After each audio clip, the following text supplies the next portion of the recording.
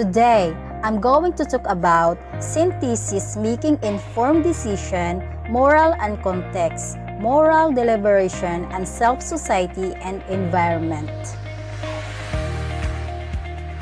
Moral agent. A moral agent is a person who has the ability to discern right from wrong and to be held accountable for his or her own actions. Moral agents have a moral responsibility not to cause unjustified harm. Traditionally, moral agency is assigned only to those who can be held responsible for their actions. Children and adults with certain mental disabilities may have little or no capacity to be moral agents. Adults with full mental capacity relinquish their moral agency only in extreme situations like being held hostage. By expecting people to act as moral agents, we hold people accountable for the harm they cause others. So do corporations have a moral agency? As artificial intelligence develops, will robots have moral agency? And what about socially intelligent, non-human animals such as dolphins and elephants? Indeed, future philosophers and legal scholars will need to consider moral agency as it applies to these situations and others. What is moral deliberation? In moral philosophy and theology defines more narrowly the scope of human reasoning required by the matter in question. Regarding by the facts of a situation to produce such conclusion that is purely justifiable and decisive matter of choice. Deliberation is moral because it emphasizes the value of reason that holds the truthful or morally right or wrong. The harmony of agreement by which the result of moral deliberation, whether it is derived from one's own nature and or derived by the positive will of legitimate authority. Moral development. Lawrence Kohlberg, 1927-1887, American psychologist, proponent of moral development, which happens in 6 stages under 3 levels, namely pre-conventional, conventional, and post-conventional. There is situational example. Imagine that there is a conflict at school and there is a fight in the schoolyard. In that scenario, many people witness the fighting of the students and those people who witness it. They will represent the different stages of moral development. We will see how we will react to that's enough. Let us unfold first the terms and definition of levels under stages. Pre-conventional morality level. The reasoning is centered on the consequences of one's action. Stage 1 from about age 2 or 3 about age 5 or 6 centers around obedience and the avoidance of punishment, where obedience signifies having a bad manner. Situational example. Terry, his friend Tom begging up and Tom begging help, but Terry not one involved in that situation because he is afraid that might punish him if he gets caught. Stage 2 from age 5 to age 7 or up to age 9 in some cases learns to act according to what he or she thinks will serve his or her self-interest. Thus the good reflect as pleasure hence pains, punishment, and pleasure as reward. Situational examples. Mary decides to intervene and help Tom, but because she knows that she might get punished. But she also knows that she could become a victim herself someday. If she helps Tom now, Tom might help her in the future. Conventional morality level. One learns to conform to the expectations of society. Stage 3 from about age 7 to about age 12. One begins to act according to his or her convention or group, inclines with the approval of other people, These are her family members, playmates, classmates, and friends. The situation of this terrorist fight and once intervened, but when she realized that all other people was all just watching, she decides not to getting wrong. She wants others to see a good girl who conforms to the ethics of the community. Stage 4 from age 10 to age 15 on age. A person is enlightened that the approval of others are influential but also in the society, where those norms, rules, and regulation plays an important role in the consideration of decision making. Example of this is when the teacher see the fighting, he immediately step in. Stop! Fighting at school is forbidden.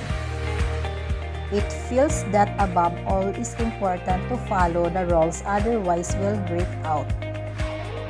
She feels it duty as a teacher uphold the rules that sustain in a functioning society. Post-conventional morality level, where moral maturity is seen as individual actions. The rationale is being completely functional, whether he or she follows the role in the society. Age 5 is starting as early as age 12 in some cases.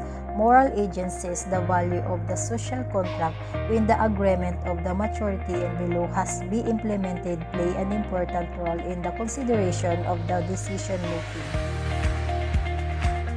The example this, Jessie Ho watches from afar when there is a scenario outside. She is not sure how she feels about this, so her roles make sense only if they serve the right purpose. Obviously, the school rules prohibit fighting, but maybe Tom deserves to finally learn his lesson because yesterday Tom punched a young girl. Stage 6. Social contract is choosing to perform actions based on universal ethical principle that one has determined by himself. The information of moral rights being donated in the individual through in ever seen ethical principle. The example of this situational example, all those involved now have to face Mr. Kim, the headmaster of the school. He first explains the school rules and why they exist. Mr. Kim clarifies that rules are valid only if they are grounded in justice. The commitment to justice with an obligation to disobey unjust rules. The headmaster's highest moral principles is compassion. He believes that all people should learn to understand each other's viewpoints and that they don't feel alone with their feelings. Conventional level, Terry responds to peer pressure and the teacher follows the rules. Their morality is centered on what society regards as right. At this level, the fairness of rules is seldom questioned. This is common to think like this during adolescence and adulthood. In post-conventional level, Jessie knows that things are complicated because individuals may disobey rules inconsistent with their own morality, and to Mr. Kim, the headmaster follows a universal ethical idea, a complete disconnect with the society thinks or the rules say. To Mr. Kim, everything is solved through compassion and the right behavior in his opinions is, therefore, never means to an end but always an end in itself. Not every person reaches these stages or level. Moreover, as the person develops in terms of personal and society, thus his pattern of decision-making may also vary and develop from simple to complexity. UTS, understanding the self, society, and environment. The learning objectives. First, explain the relationship between and among self, society, and environment. Second, describe and discuss the different ways by which society and environment shape the self. Third, compare and contrast how the self can be influenced by the different institutions in the society. Fourth, examines oneself against the different views of self that were discussed. The self. What is the self?